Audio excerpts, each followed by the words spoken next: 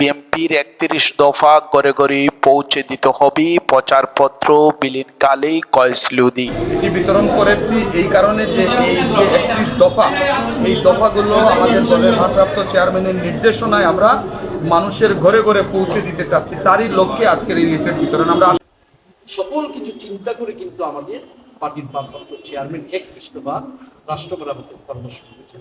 এইগুলো আগামীতে যদি দল ক্ষমতায় আসে তাহলে এগুলো বাস্তবায়িত করবে।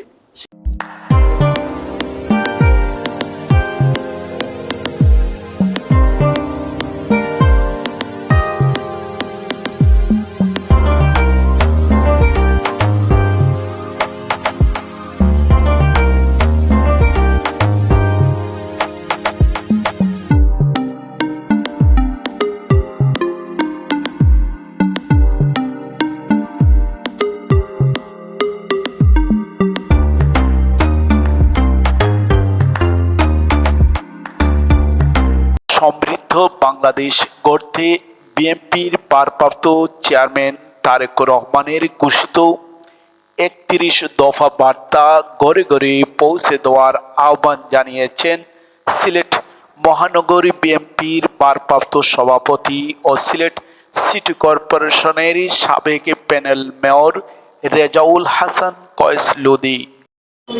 সিলেট মহানগরীর অন্তর্ভুক্ত আমাদের যে ৪২টি ওয়ার্ড আছে, সেই ওয়ার্ডের আমাদের সম্মানিত সভাপতি, সাধারণ সম্পাদক এবং সাংগঠনিক সম্পাদকদের নিয়ে আজকে আমরা আনুষ্ঠানিকভাবে আমাদের যে ৩১ দফার যে লিফলেট সেটি আমরা বিতরণ করেছি।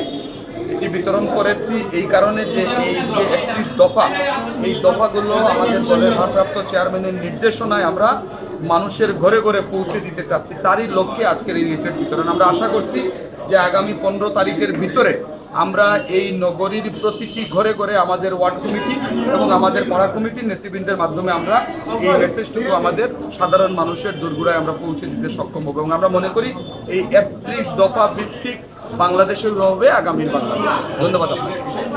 আজ রোববার ৫ জানুয়ারি বিকেলে সিলেট কেন্দ্রীয় মুসলিম সাহিত্য সংসদ হলরুমে বাংলাদেশ জাতীয়তাবাদী দল বিএনপির ৩১ দফার গুরুত্বপূর্ণ ও তাৎপর্য বিশেষ করে প্রকাশিত প্রচারপত্র তৃণমূলে পৌঁছে দিতে মহানগর বিএনপির আওতাধীন ৪২টি ওয়ার্ডের নেতৃবৃন্দের কাছে হস্তান্তরকালে সভাপতির বক্তব্যে উপরোক্ত কথাগুলি বলেন। এ সময় তিনি আরও বলেন, বিএনপির ভারপ্রাপ্ত চেয়ারম্যান তারেক রহমানের নির্দেশনায় জনকল্যাণমূলক কাজের মধ্যে দিয়ে দেশকে এগিয়ে নিয়ে যেতে হবে। স্বৈরাচারী শাসন ব্যবস্থা পুরো দেশকে ধ্বংস করে দিয়েছে।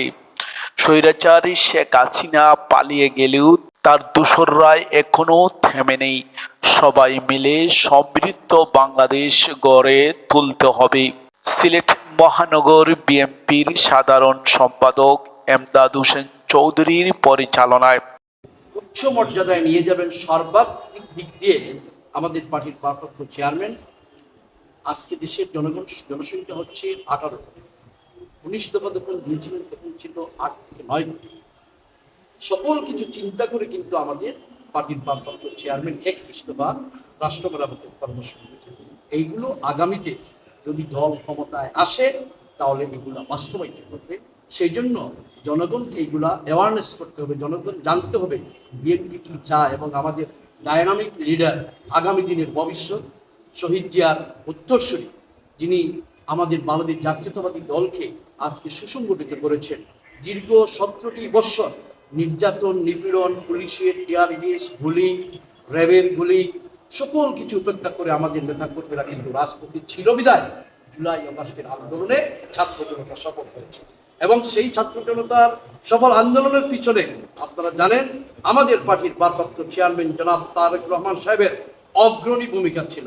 এবং শুধু যুক্তরাজ্য থেকে প্রতিনিয়ত জুলাই আগস্টের আন্দোলন কিভাবে হচ্ছে মনিটর করেছেন, পরামর্শ দিয়েছেন। আমাদের ছাত্রদল, যুবদল, স্বেচ্ছাসেবক দল সকল স্তরের নেতৃবৃন্দকে পরামর্শ দিয়েছেন এবং সেই পরামর্শের আলোকে আজকে আমাদের দলের সকল পর্যায়ের নেতাকর্মীরা এই আন্দোলনে অংশগ্রহণ করেছে। বিদায় এই গণঅভ্যুত্থানের মাধ্যমে শেখ হাসিনা পালিয়ে যেতে বাধ্য হয়েছে। প্রচারপত্র বিলীনকালে বক্তব্য রাখেন। উপস্থিত ছিলেন সিনিয়র সহসভাপতি ডক্টর নাজমুল ইসলাম, সহসভাপতি সৈয়দ মিফতা উদ্দিন সহ 42টি ওয়ার্ডের নেতৃবৃন্দ। 42টি ওয়ার্ডের সভাপতি, সাধারণ সম্পাদক ও সাংগঠনিকের হাতে 31 দফার বার্তা ঘরে ঘরে পৌঁছে দেওয়ার সেই প্রচারপত্র তুলে দেন সিলেট মহানগর বিএনপির ভারপ্রাপ্ত সভাপতি রেজাউল হাসান কয়েস লুদি।